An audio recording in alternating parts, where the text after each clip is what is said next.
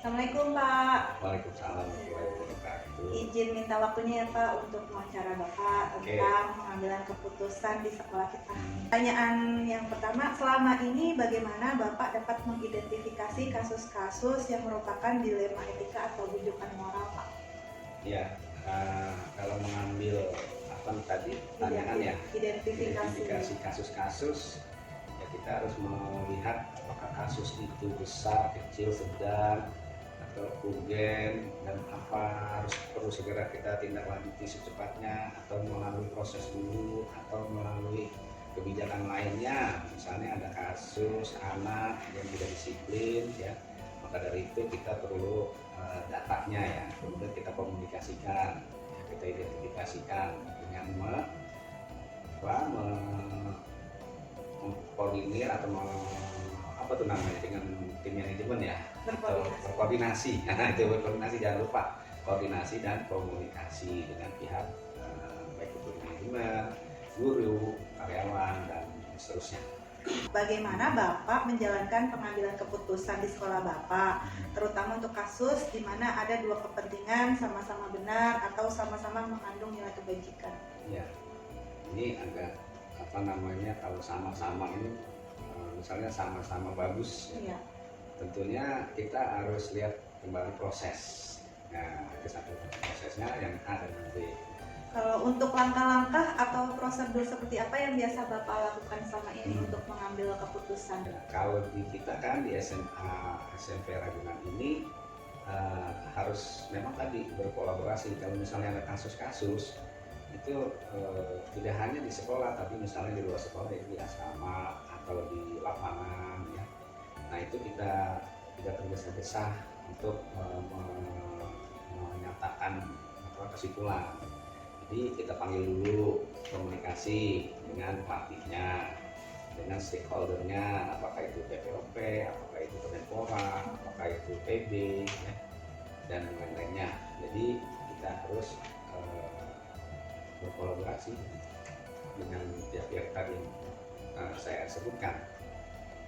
Apakah itu nanti kasusnya itu besar, sedang, atau kecil, ya. Hal-hal apa saja yang selama ini Bapak anggap efektif dalam pengambilan keputusan pada kasus dilema etika? Pertama, kita harus apa namanya, itu tadi mengkategorikan. Kedua, harus apa namanya, mengkomunikasikan. Kemudian berikutnya memilah-milah sesuai dengan SOP. Kemudian hal apa saja Pak yang selama ini merupakan tantangan Bapak dalam mengambil keputusan?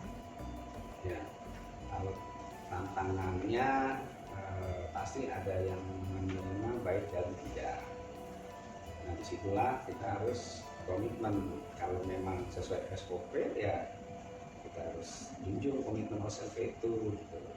Tapi kalau masih dikomunikasikan dengan kasus kecil, ya tantangannya harus dikomunikasikan dengan orang tua. Walaupun di sini kan ada pelatih, jadi kita ikutkan orang tua, pelatih dan orang tua terutama, karena kan dia langsung kepada anak atlet atau peserta didik di situ. Tantangannya ya apa ya, tadi ada suka dan tidak suka, tapi kita harus mempertahankan komitmen atau SOP. Apa Bapak memiliki sebuah tata kelola atau jadwal tertentu dalam sebuah penyelesaian kasus dilema etika? Apa Bapak langsung menyelesaikan di tempat atau memiliki sebuah strategi seperti jadwal untuk menyelesaikannya, bentuk atau prosedur seperti apa yang Bapak jalankan? Kalau untuk kasusnya apa namanya, kan tadi kategori sedang, ya, dengan SOP itu kasus sedang, kasus ringan, sedang, dan berat. Misalnya kalau kasusnya berat, itu memang semuanya harus diselesaikan. Ya. Nah, apa tadi pertanyaannya? Bapak langsung menindak di tempat atau ada prosedurnya? Nah, itu tadi, ya. Kalau itu urgen, ya kita harus tindak langsung di tempat. Ya, adakah seseorang atau faktor-faktor apa yang selama ini mempermudah atau membantu Bapak dalam pengambilan keputusan dilema etika? Ya, kita punya tim manajemen wakil, kita punya guru BK, kita punya wali kelas, dan bapak ibu guru dan karyawan. Nah, itu sebagai pertimbangan masukan boleh. Jadi nanti setelah balik opini saya akan ambil kesimpulan. Kemudian yang terakhir nih Pak, dari semua hal yang telah disampaikan, pembelajaran apa yang dapat Bapak petik dari pengalaman Bapak mengambil keputusan dilema etika? Pembelajaran yang sudah kita ngobrolin. Ya, pengalamannya itu harus dikuatkan terus, ya, jangan sampai kendor.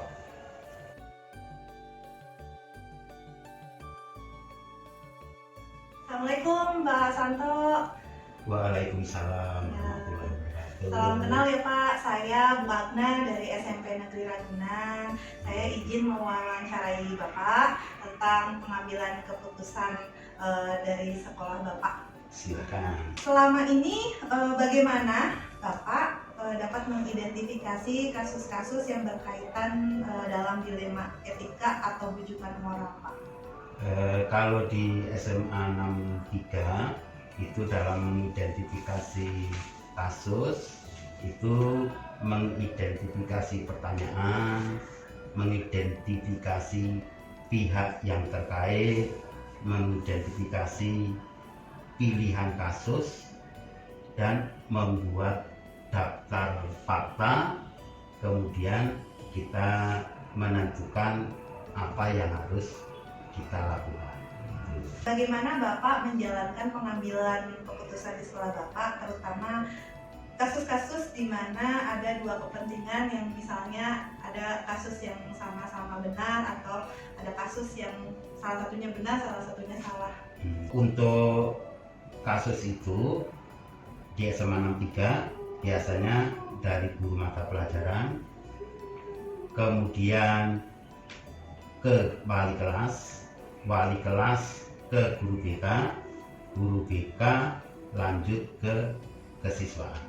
Nah, kalau kasus itu belum bisa terselesaikan di tingkat kesiswaan, baru masuk ke kepala sekolah. Nah, pada saat sampai di kepala sekolah, saya menyelesaikan atau mencari solusi itu menggunakan prinsip. Banyak prinsipnya yang harus saya pakai di antaranya kita harus menggunakan regulasi yang ada. Nggak bisa terlepas dari regulasi karena kita di bidang pendidikan. Kemudian mengutamakan rasa peduli. Jadi sama-sama kita pedulikan, jadi nggak ada yang yang merasa disisihkan gitu. Nah, kemudian yang ketiga menggunakan prinsip berbasis hasil akhir. Hasil akhir itu walaupun tidak bisa memuaskan semua pihak, tapi minimal tidak mengecewakan pihak lain. Pertanyaan selanjutnya, langkah-langkah atau prosedur seperti apa yang biasa Bapak lakukan? Nah, kalau prosedurnya yang kasus sampai ke kepala sekolah, biasanya saya itu prosedurnya mengumpulkan informasi-informasi yang telah digali oleh guru mata pelajaran, wali kelas, kemudian BK, kemudian kesiswaan. Nah, itu dari data itu kemudian saya mengumpulkan tim manajemen untuk membahas kasus tersebut. Berarti langkah-langkah yang Bapak lakukan itu lebih berjenjang ya Pak ya, dari bawah, dari guru, kemudian naik sampai ke tim manajemen, baru ke Bapak ya. Ya, walaupun kadang juga tidak harus kesepakatan tim manajemen juga, karena tidak semuanya kita juga harus mengikuti tim manajemen. Iya. Ada juga yang harus kita putuskan berbeda dengan kesepakatan tim manajemen. Karena ujungnya keputusan ada di Bapak ya sebagai kepala sekolah. Memang keputusan, apapun keputusan yang bertanggung jawab kan pimpinan. Ya. Kemudian hal apa saja yang selama ini Bapak anggap efektif dalam pengambilan keputusan pada kasus dilema etika yang ada di sekolah Bapak? Yang paling efektif ya musyawarah antara pihak-pihak yang terkait. Dan selain itu juga kita banyak berkonsultasi dengan atasan. Berarti musyawarah dan arahan Hmm. yang di atasnya ya Pak ya. Kemudian pertanyaan selanjutnya, hal-hal apa saja yang selama ini merupakan tantangan dalam pengambilan keputusan yang Bapak ambil dalam kasus dilema etika? Tantangannya ya, walaupun kita sudah berusaha sekuat mungkin, semampu mungkin, seoptimal mungkin, pasti kita tidak dapat memuaskan kedua pihak, ya kan? Apakah Bapak memiliki sebuah jadwal tertentu dalam sebuah penyelesaian kasus dilematika? Kalau misalnya ada, apa Bapak langsung menyelesaikan di tempat atau memiliki sebuah jadwal atau bentuk atau prosedur yang Bapak jalankan? Seperti apa bentuknya? Kalau jadwal ya tidak ada jadwal yang tetap yang mengikat, nggak ada. Kita menyelesaikan kasus ya secara insidental. Pada saat ada kasus itu kita cari solusinya ya segera mungkin, tapi tidak buru-buru. Pertanyaan selanjutnya, adakah seseorang atau faktor apa yang selama ini mempermudah atau membantu Bapak dalam pengambilan keputusan dalam kasus-kasus dilema etika di sekolah Bapak? Yang sangat membantu saya dalam pengambilan keputusan dilema etika tersebut ya terutama senior-senior di SMA 3. Kemudian tim manajemen. Alhamdulillah kalau tim manajemen saya salut banget. Ada kalanya kasus itu melibatkan warga.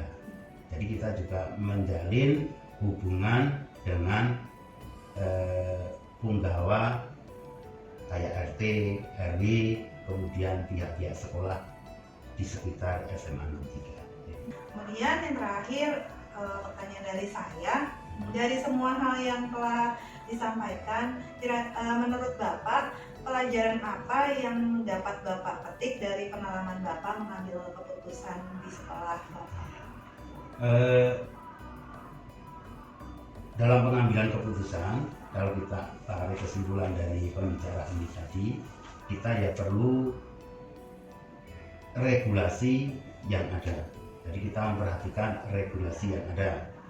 Jangan sampai kita mengambil keputusan tidak sesuai dengan regulasi yang ada. Kemudian kita juga minta arahan-arahan dari instansi-instansi yang terkait.